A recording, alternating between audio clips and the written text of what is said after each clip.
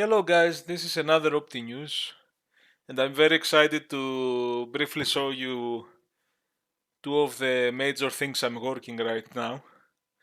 And maybe I'm excited because they are some things I'm very impressed of how nice they run and how it's possible on old school machines. And one is for the 286, a DOS 286 machine, and the other is for the 3DO. And I'm normally working with other things in parallel. Maybe even things I forget. I just, for this episode, I just wanted to show you these two things. And the first thing is something I was very excited. Uh, I used to, let's prepare. I used to have this 386 engine. And maybe put something low. Do I have an executable here? I have. So that was the old engine. And besides the gouraud shading, I had done some texture mapping. Something is wrong with the texture now, and this is also wrong, but I'll fix it. Some combination of gouraud shading with texture mapping, and I also had this more complex object.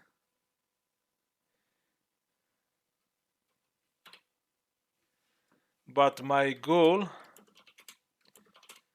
was to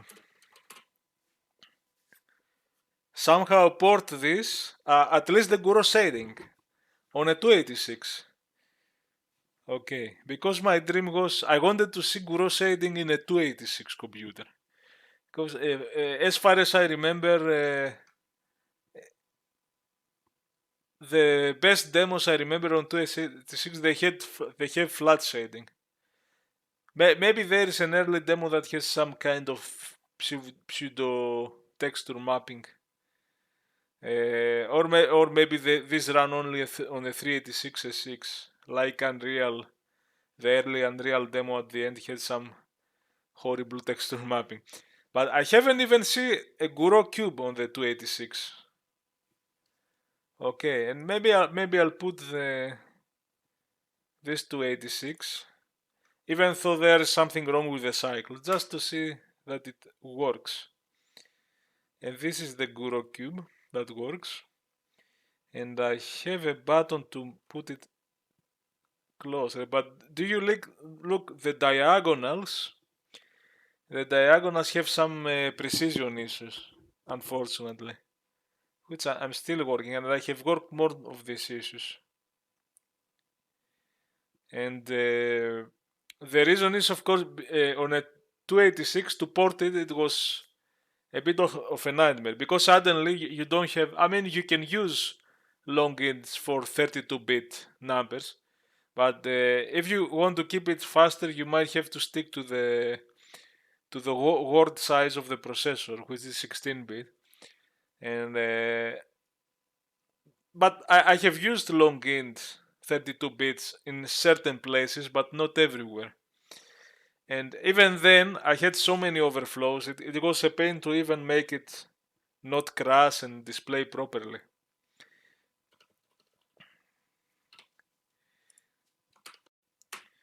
So, the code is here, and maybe I can show very few stuff.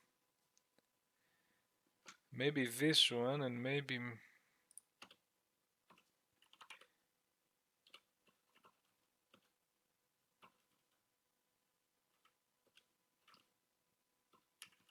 I thought I have it here. I have it on math-util, okay. So, I used to have some bit definition for the fix point bits, and usually it was 16, but now I have different stuff. I have FP core 8, for the signs it's 7 because I have my signs from minus 128 to 127, or really minus 127 to 127, with the maximum bits 127, it's 7 bits. And this is for the horizontal interpolation of the gouraud shader edges, and I have it 8 bits for a certain reason. We will see about that. Now, I ended up for my vectors to have 15-bit representation. With 16-bit I get out of bounds when I do a dot product between two of them, of course, because they are signed. So I say, what the hell, 15-bit? But I have 16-bit for the grad core. Maybe if I get it higher, I start a heavy pro. So I was very picky to select different fixed point bit shifts depending on the part of the code. Compared to the 386 engine, which was more generic. Maybe I was using 16 and 12 bits at some other places. And for example, this one, let's see where I use it. Yeah,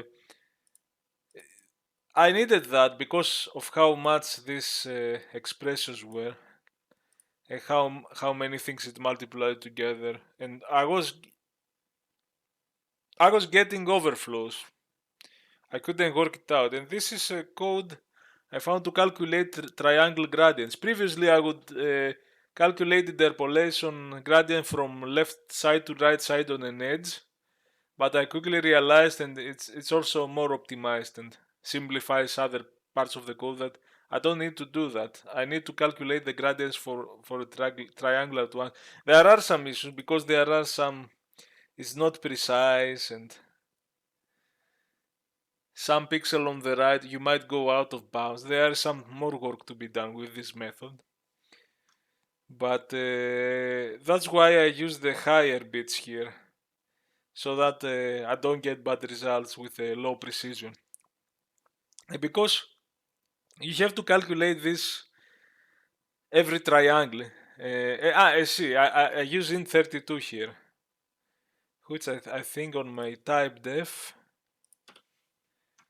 and int32 is a long. A long now is a real 32-bit number, and I have the short, but if you write int, obviously on all your int variables compiled for 286 will be 16-bit suddenly, and suddenly you will have problems. But I try to keep as much as possible in 16-bit. For example, when I'm horizontally filling edges, I haven't demonstrated the texture map because I haven't tried it yet. It's wrong.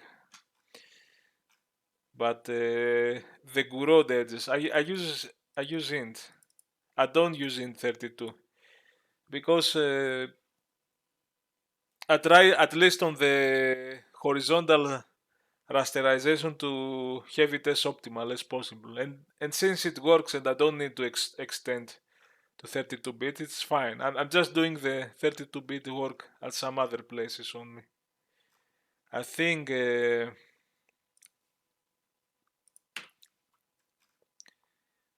here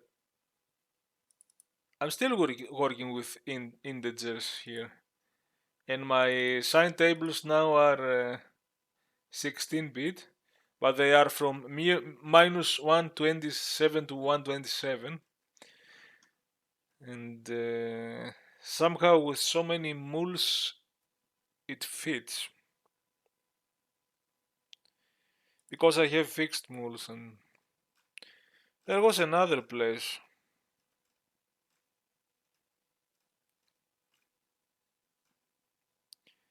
So I think, yeah, when I'm using vector 3D,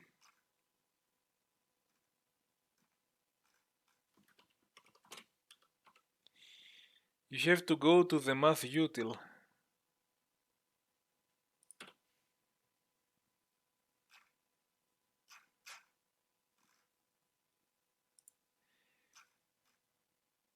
I have chosen my vectors to be in 32 because I had some problems with the normals and other stuff. And since these are a few elements to calculate every frame, it's okay. The overhead that the 286 code, it doesn't have 32 bits, so it does it with pairs of 16 bits behind the hood. So I did some compromises, but the core has been 16-bit, and I might only show you. I have the texture mapping, but I haven't tested it yet, or something is wrong with my texture coordinates. So, and my goal was to see the gouraud shading on a 286 for now. I even removed I had the textured and gouraud together, but I was like, yeah, I'll just do a texture on 286. I just remove stuff to simplify things, even if it wasn't necessary. So I used to have a gouraud edges function that was calling this one.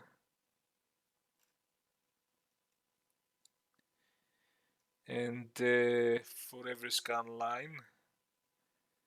But then I tried to replace it with an assembly version.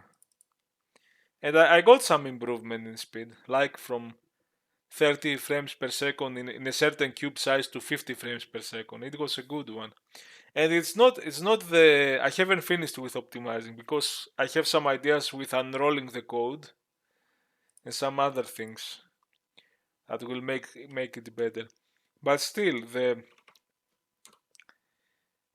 the main gouraud interpolate color and write it is so tight and so simple.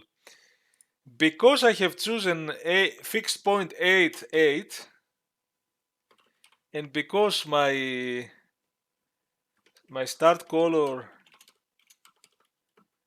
is BX, my color diff, let's say, my interpolate value that I have to add to the start color is DX, and I have loaded them outside, like here, grad DC, and somewhere I load the color on the left side, on the edge. The inner loop is this thing, okay, and I will unroll it later for more speed. And this is interpolating the color for one pixel value, then it interpolates for the second color, and before interpolating the first time, it always reads the high byte. You don't even need to shift.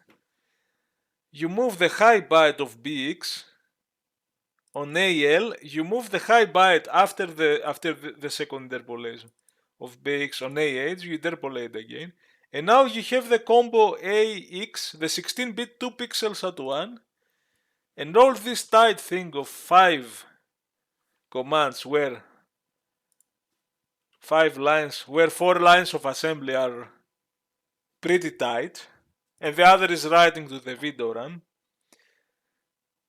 I mean, this is the fastest I can see for gouraud shader so far. My goal is to remove the inner loop, repeat this 160 times, and have a jump from outside depending on the length. Now, by the way, these are 2 pixels at 1, but you have to cover if the first pixel on the left, the x coordinate on the left, if it's not aligned with 16-bit, if it starts at 1, at 3, at 5, and so on, and that's why I test it, then I go and write the value. I increase the pointer. I do the interpolation. And here is the BH. This is the counter. I decrease it. Just in case, if the length of the scan line goes 1 and it's 0, it doesn't need to go here. Else things will crash. It will skip to the next line. And at the end, I'm decreasing the length by 2 here. so that later I test it if it's not 0. So if on the right side it's aligned well, so it leaves, but if it's not aligned, I'm just writing the BAs that I interpolated last year. It's so cool, man, and it's already pretty tight. And here I had the rasterize for reference, and here it's I don't even need to unroll because I do a rep stos for inside, and outside where I test I do one stos B, and at the end I do one stos B.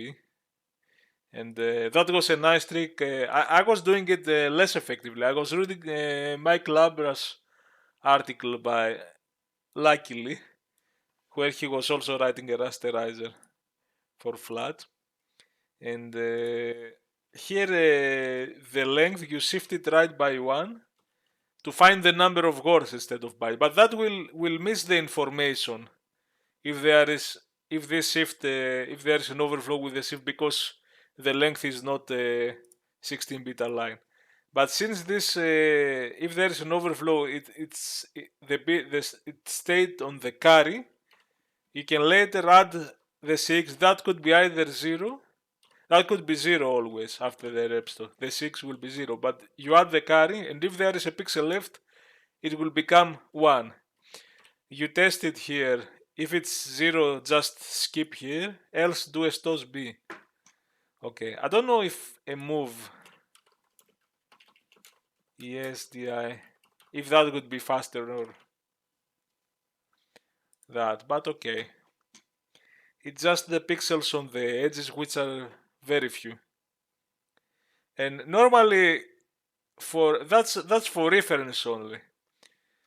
My goal was to write a gouraud shader on the 286, but normally for a flat shaded rasterizer, I would try to go into mode X resolution to write many pixels at once. Maybe I will write something similar, but in a way that writes much less and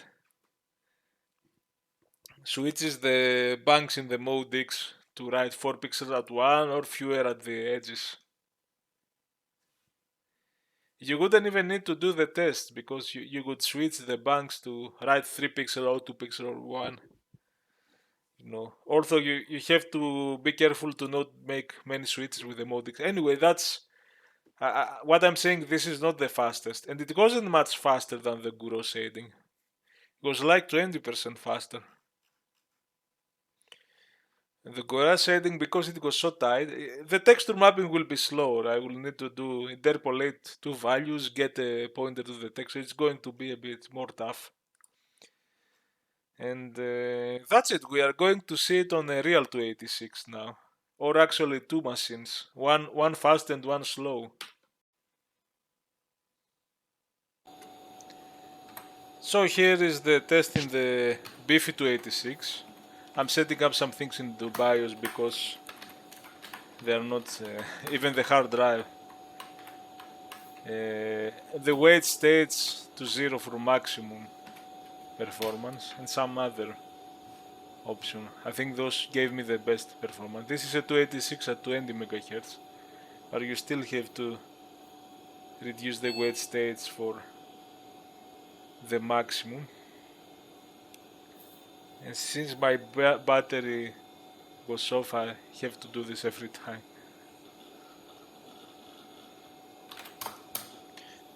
I'm testing with the Norton SI. 15 is the best number I could get.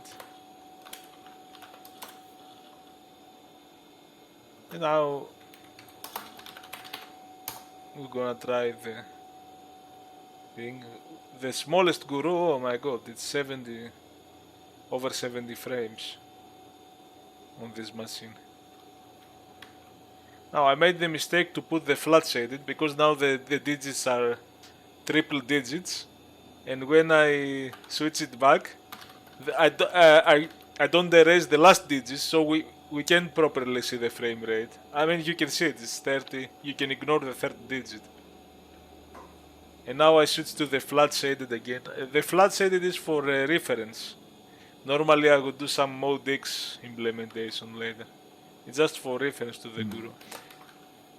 So I'm running it again, of course, because I made that mistake. The way I'm rendering, I don't erase the whole screen. I don't write the whole screen. I try to minimize depending on the object size. And here you see the full big cube with gouraud. It can hit sometimes 30 frames per second, which is pretty impressive for a 286. And although I think I can do better.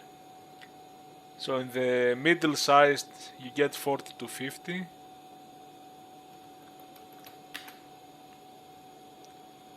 I try the flat shaded. I think flat shaded can be faster with mode X tricks. But now it's for reference. It gets over 100 there, but I was expecting more. And here is me trying it on the Alt 286,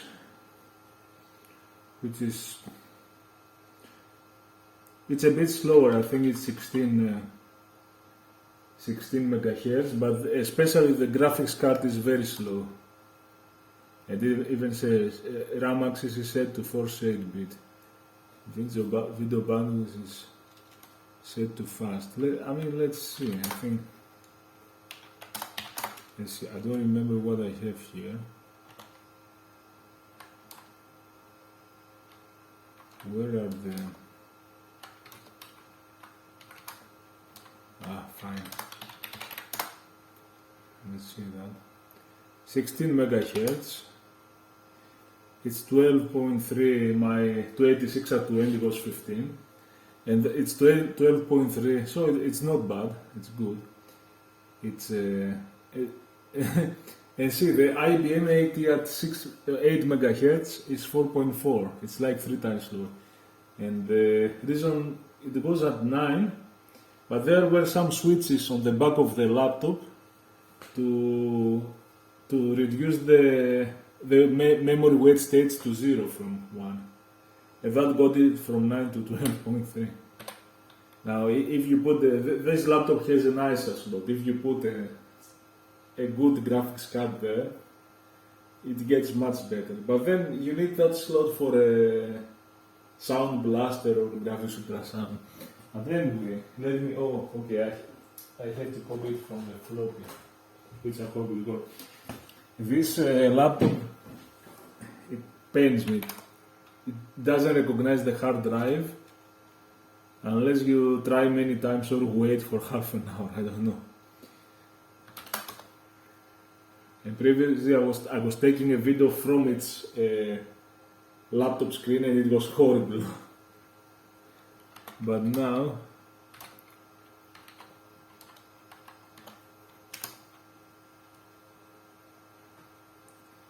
the other thing I want to see, I have seen SI. Let's see, is it bench 2? I hope it's bench 2. Let's see the performance of the graphics card.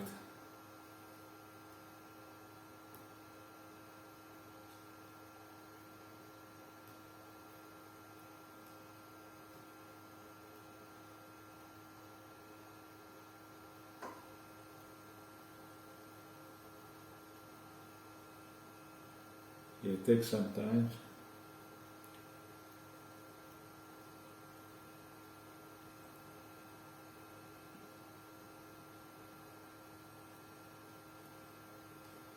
So even that laptop is not bad. I wish the hard drive was okay. If you reduce the weight stage from the switch in the back that I didn't know before, and it was running slower, and the internal graphics card is bad. What are the results? Okay. That's how bad it is. A memset to video RAM is to the VGA 64K 320 by 200. It's close to 20 frames per second. 20.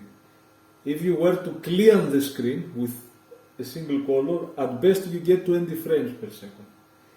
The Tseng Labs will do 80 frames, 75, 80. On the 286 it displays 90 for some reason. It's a bit even, I don't know what happens with timing, but you would get 80 frames, 75 to 80 typically, 4 times more. And see, the memset to run is like 8 times faster. This is how vast it is. Okay. And then copy it from RAM to VRAM. It's about, the bottleneck is the VRAM. Then copy from RAM to RAM is 100. See, and on other PCs, when I had some bad ISA, some Trident ISA, you would do 35, 40 frames. Maybe the Cyrus logic would do 56 frames per second. Okay, that's how much worse that this one is. So it's a great low speed to test how the gouraud shading is doing here. Whoa, the small one is still doing good. 47 to 50. Yeah, because when I'm rendering the 3D object, I don't render the whole screen, I render the region and clear the region. Clear a back buffer on the region and copy the big, the small area to the VGA. That's why I don't have flickering. Okay, but now when you go close, oh, I mean, it's much slower. I was getting close to 30 on there. But you get 15. I mean, for a 286, it's... If I get seen a full screen gouraud shaded cube on a 286.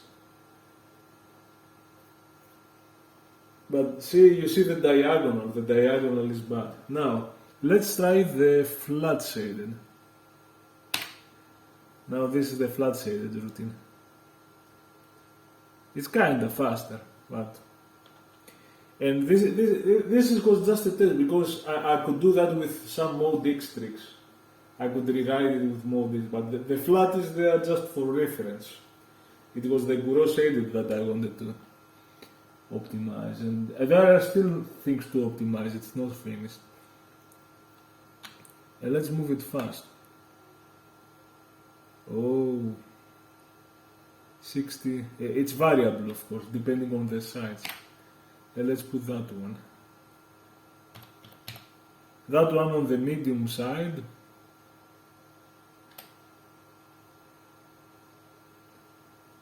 Yeah, I'm still surprised.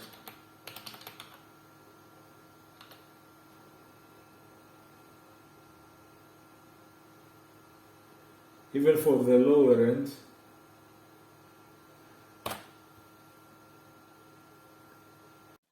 So let's go to the 3DO side. Actually, the inspiration for the thing I tried yesterday, and I was posting things on the 3DO Discord. But I have few more improvements on what I posted. The inspiration was that I found a lot of old code in my old hard drives, and things I thought I lost, and I'm just putting everything here in the Mega Backup project. And I think there was a pseudo 3D water I have made in OpenGL then, and there was even some code on FreeBasic that had integration with OpenGL, and I think I found it here.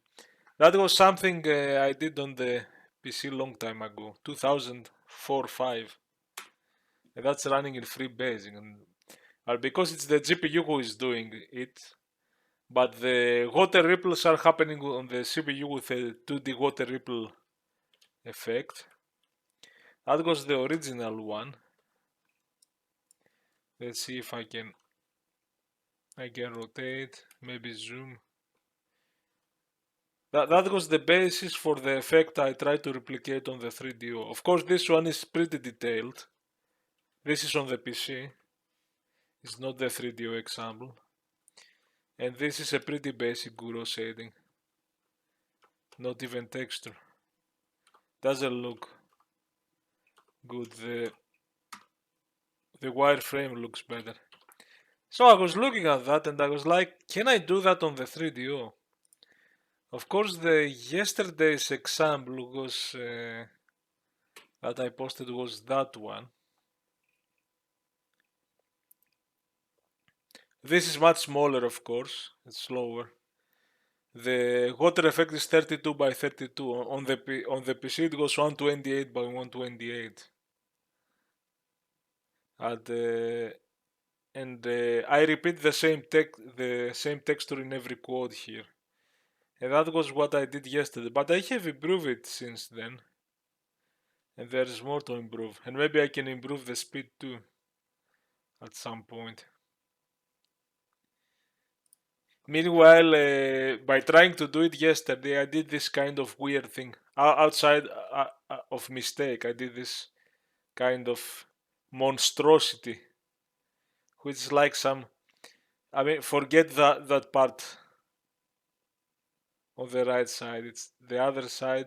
If it had a proper Z buffer, unless I do alpha, it's like some kind of stylish monstrosity, spiky thing. And anyway, the most recent version must be this one. Now, first I'll run on Phoenix for to be consistent with the speed.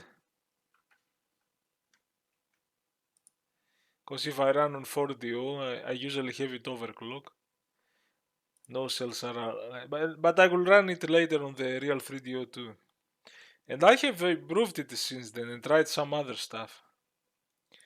It takes some time because I'm calculating. Yeah, here it is. I do the ripple effects now, and the equation I use is something that makes them more less sharp and more blurry. It is a big grid for the 3DO, and I'm doing some shading based on the nearby heights. Let's see if I can put it a bit closer. So if I press a button, now I'm having a unified texture. It's not every quad. Yeah, it looks much better. And I'm brightening and darkening the every cell quad individually with the cell hardware, the PIXC, the flags that can have 16 values of darkening. And I have a bigger texture, some cloud texture, a bit low res, that I split in smaller texture instead of the previous one. Now, if I switch with this one, every quad has this repetitive square. So it's the same texture repeated many times. But it does give a nice 3D grid view.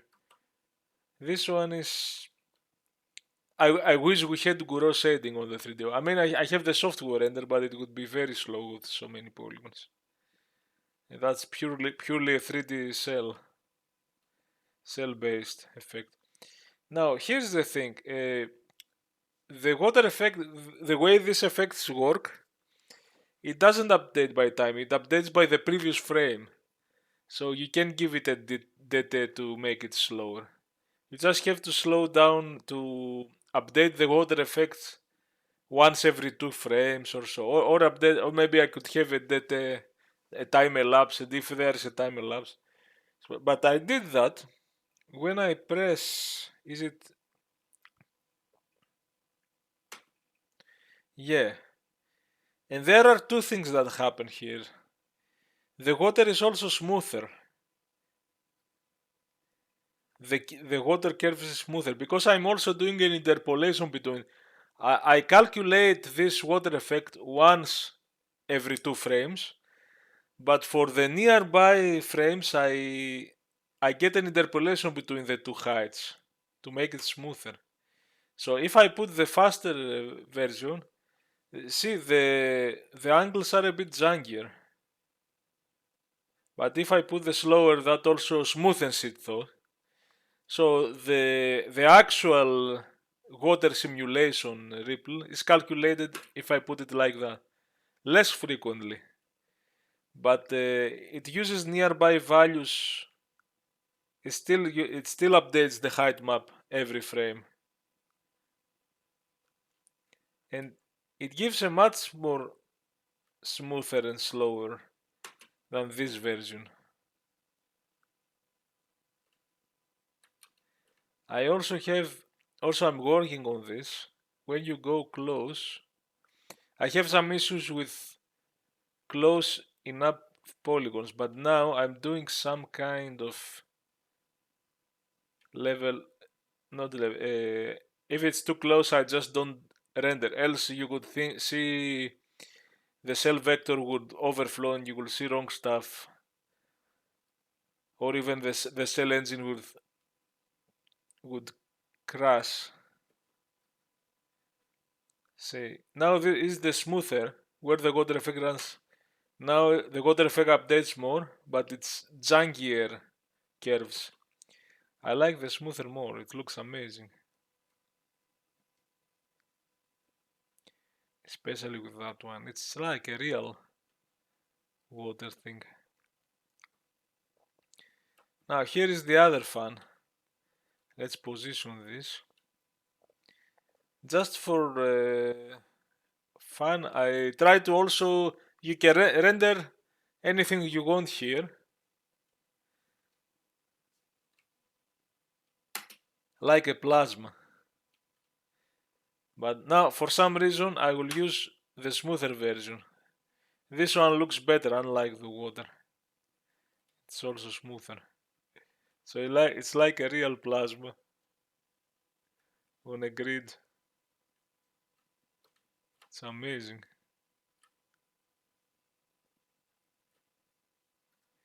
And maybe it looks better with this grid.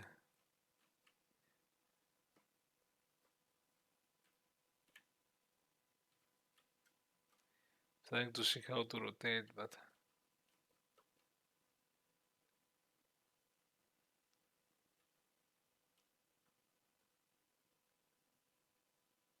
it's so cool, man. Oh, I'm gonna show you something for fun. Which is, I'm going to increase I think that one. We used to render 1024 polygons. Now we are going to render 4096. We're gonna make something extreme that is very, very slow. Just to see how it looks, out of curiosity. And then I'm going to overclock the 3DO. If 3DO goes faster. Oh my. That's the real shit, man. Let's put the smoother version. That updates less. Look at this, man. Real detailed water.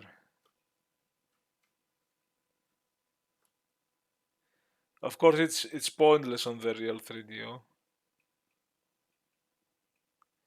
I'm trying to get closer.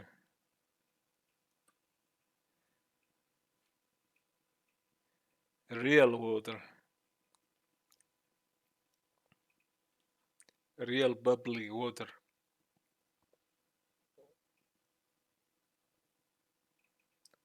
I'm wondering about the plasma. Let's see it. Oh.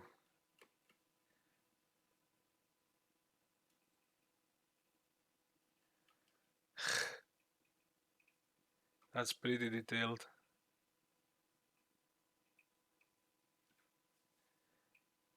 And now, let's disable the cell. Does it? It might matter very little. And let's overclock. Ooh, man.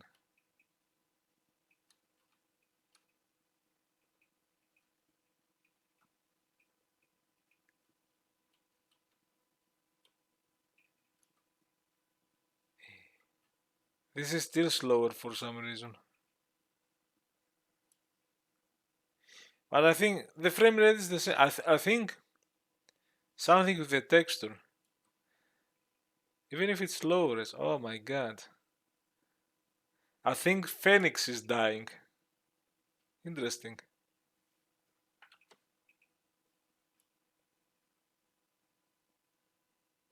Phoenix emulator. Can I do something like that? I think when I switch the texture, Phoenix very high. Still very high.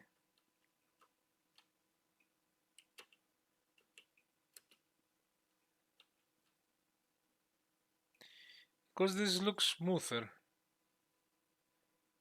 But when you switch the texture, Phoenix is dying for some reason. It goes slower. Interesting.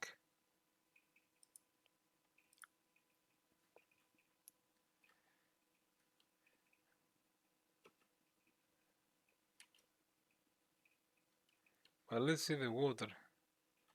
Bubbly water, man. High res. Wow.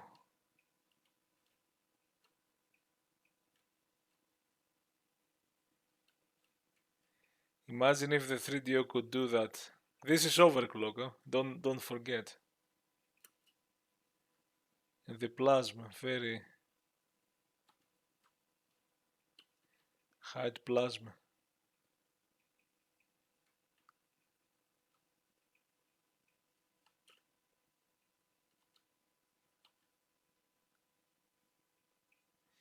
This looks very impressive.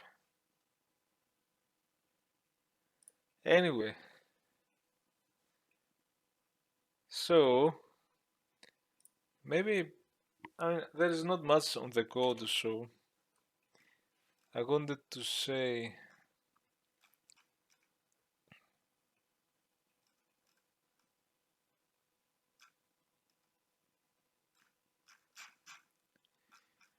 the water effect is here. No, here. I have commented out things. It used to be this one. This one, it's adding 4 pixels up, down, left, right, subtracting from the previous buffer. It shifts, it divides by 2. But this would give some sharper pixel that wouldn't look as good, and so I use the heavier one. Although there is no real impact because it's just 32 by 32 pixels. It's 1000 pixels. This is pretty fast. The majority of the speed is lost preparing the cell vectors and sending it to the hardware and the transformation of the 3D points and so on. And then you have some codes. Apply water buffer to grid. This is where I get from the grid mesh. I get the cell, yeah, I'm changing the pixie with a shade table. And that's based on C, and C is based, I'm reading for, these things could optimize, but I'm not sure, maybe it's not the bottleneck here. Because even the plasma is not, which is a lighter effect. I mean, I could investigate it, because I'm getting 4 nearby heights from the water, and I'm adding them together. There are other ways to calculate lighting with a horizontal right minus left and down minus up to get a dx and a dy and make it more properly. It's more hacky now. And here is destination vertex on the grid mesh, the y coordinate up. Here is where I'm adding the central height, and I'm doing, you have seen that there was a version that was slower. I have this half interp And here I say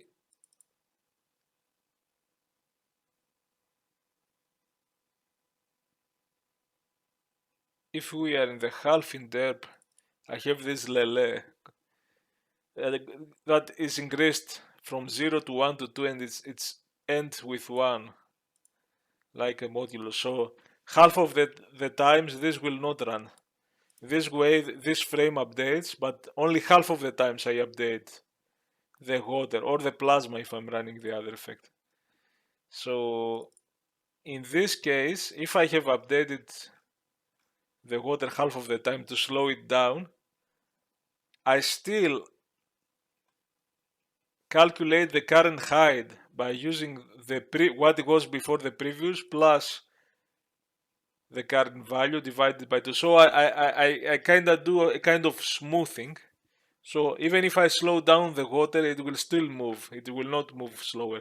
And that smoothing also gave more smoother curves because the previous was a bit janky with many corners. And that was the great one. Not only the water effect is running half of the frame, so if it goes intensive on the CPU, it's going to gain. Also, it's the polygons that are the majority of the bottlenecks rather than the. But it gives this smoother version, so it's improved from what you have seen before. I draw the water aspect. It's just the texture, so I can see the 2D version of this texture I use for height map. I draw on the upper right side of the screen. I mean, not much is here. When I switch the texture, I might have to change some cell values. Because in the case, if it's the grid texture width and height. I have some helper cell functions. I have to change the style with the width. But if it's the bigger texture, the cloud texture. So now I split the cloud texture in tiles of smaller texture. Let's say I change the stride, the W offset. Then I divide the full water. That might be 128 by 32, or maybe it's 256. It's a bit, yeah. Oh no, it's 128 by 32. The water size it's 4.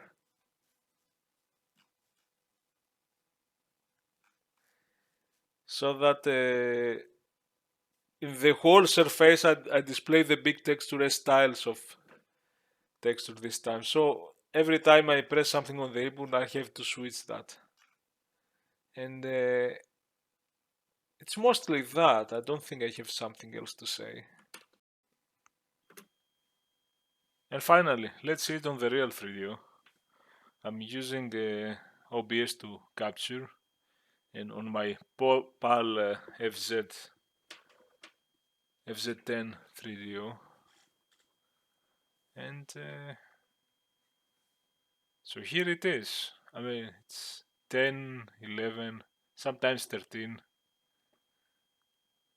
And it can be improved, but it's even on the real 3DO,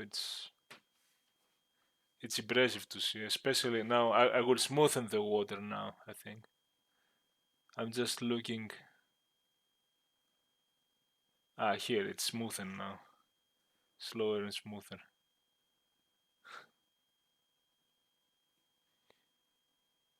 They look both amazing. The grid also looks amazing, which is a texture trick. It's not like it's like it looks like a dealiest grid, but it's really a repeated texture. The plasma here, real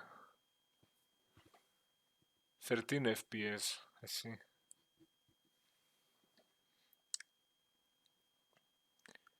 The wireframe looks amazing. You forget that it's real time. You think it's some kind of pre-calculated video, like in the early Amigas. It reminds me of something. Or late Amiga Agas, where they sometimes have animations, and there were smooth grids and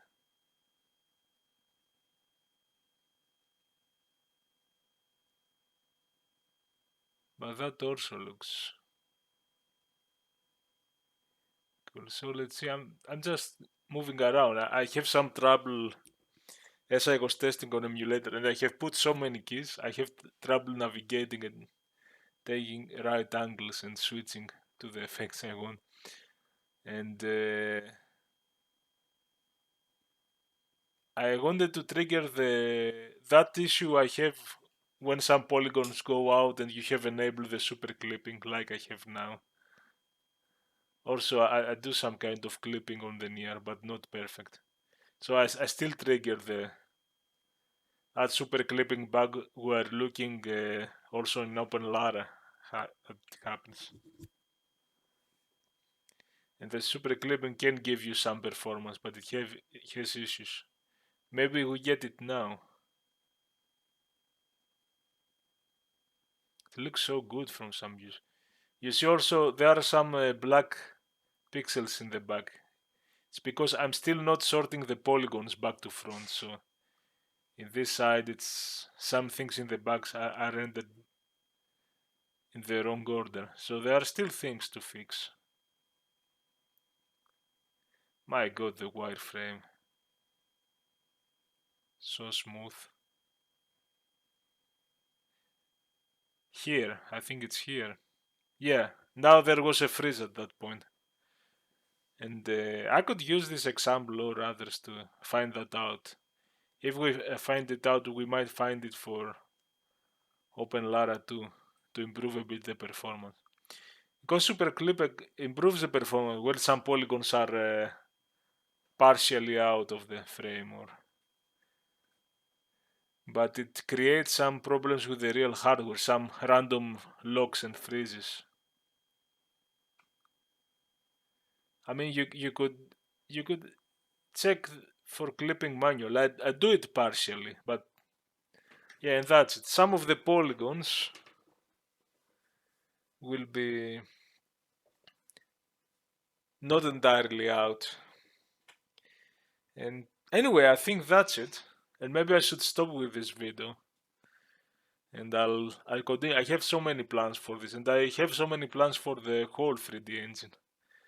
I want to make it more like this. This is really a 3D object that I rotate around. I want to have a player camera so that the player can move and I can place various objects. I want to make it into a more real engine, but I have to sort out the issues you have with the polygon clipping, screen clipping, polygon sorting. Those are the hardest part on a 3D engine. The easiest thing is to render stuff, like the gouraud cube on 286.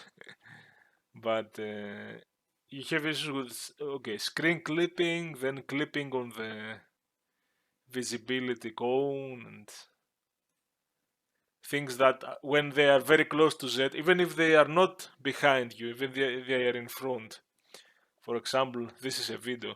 Some polygons below that are outside.